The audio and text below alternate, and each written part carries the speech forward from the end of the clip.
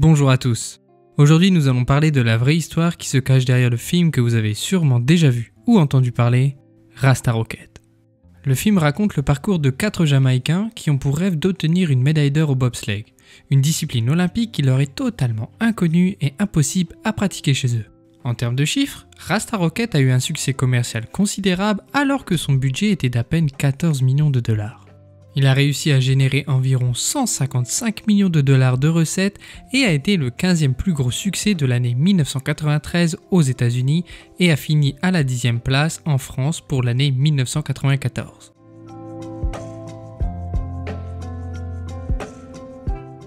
L'histoire commence lorsque les hommes d'affaires américains George B. Fitch et William Maloney ont l'idée de créer une équipe jamaïcaine de bobsleigh après avoir vu un pushcart derby. Il s'agit d'une course populaire organisée en août en Jamaïque où des sortes de caisses à savon avec 4 roues sont lancées à vive allure dans des pentes. Et c'est justement lors de cet événement que les deux hommes d'affaires découvrent son étonnante ressemblance avec le bobsleigh. Avant d'aller plus loin et afin d'être le plus clair possible, il faut vous mettre à l'esprit que le bobsleigh est un sport d'hiver. Il nécessite un engin glissant pouvant contenir soit 2 ou 4 bobeurs, ainsi qu'une piste étroite et sinueuse en pente. Donc, vous pouvez le comprendre, les conditions climatiques ne sont pas trop réunies en Jamaïque pour pratiquer ce sport. Néanmoins, George B. Fitch et William Maloney vont quand même faire la demande aux autorités jamaïcaines afin de créer une équipe nationale de bobsleigh. Contre toute attente, les autorités jamaïcaines vont valider le projet et les deux hommes vont aussitôt se mettre en quête d'athlètes.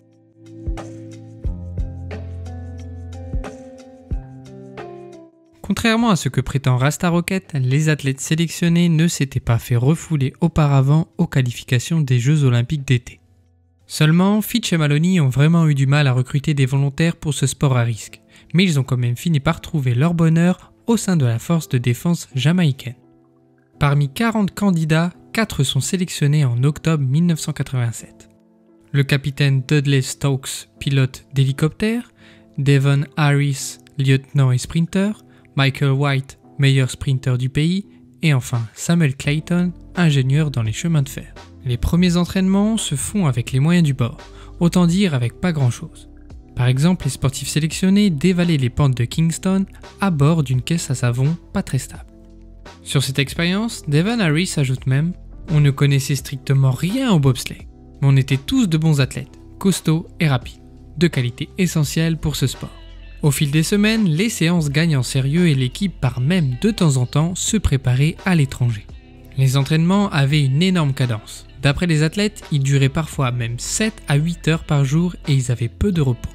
Enfin, dans Rasta Rocket, il est montré que les 4 ex-sprinters ont pu partir aux Jeux Olympiques d'hiver grâce à l'un d'entre eux qui a acheté les billets d'avion en revendant sa voiture.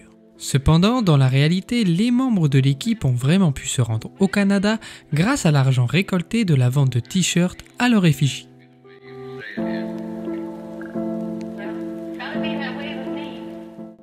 Bien arrivé à Calgary, au Canada, quelques jours avant les Jeux Olympiques d'hiver de 1988, l'équipe continue de s'entraîner intensément. Cependant, un événement inattendu va arriver.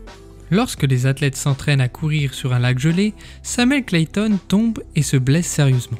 C'est alors que Chris Stokes va le remplacer 5 jours avant la compétition. Lui qui était venu au Canada pour encourager son frère Dudley et qui n'avait jamais fait de bobsleigh de sa vie. Néanmoins, c'est toujours avec autant de détermination que l'équipe entame ses Jeux Olympiques.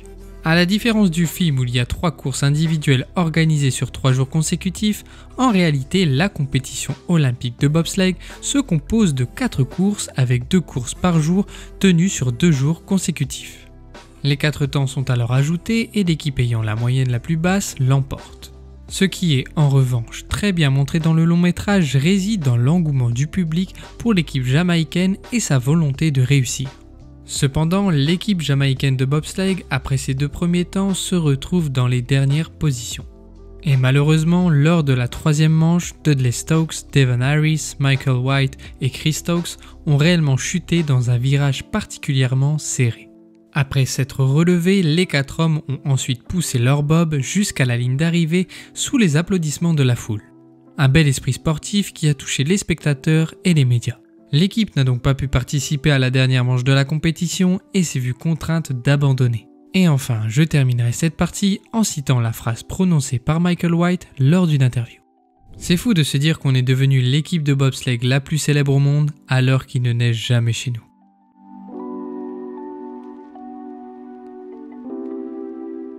Premièrement, il est important de notifier qu'en réalité l'équipe de bob à 2, composée de Dudley Stokes et Michael White, a terminé 30e sur 38.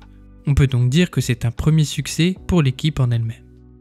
Ensuite, grâce à cet événement, l'équipe jamaïcaine de bobsleigh a elle continué à participer aux JO d'hiver les années suivantes. Et enfin, on peut aussi dire que la Jamaïque a encore créé l'exploit en parvenant à aligner une équipe de bobsleigh féminine aux JO.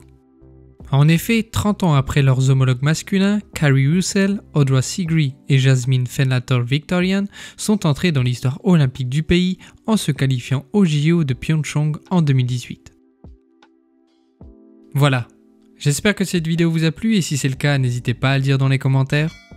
N'oubliez pas le pouce bleu qui fait plaisir et quant à moi, je vous dis à très bientôt.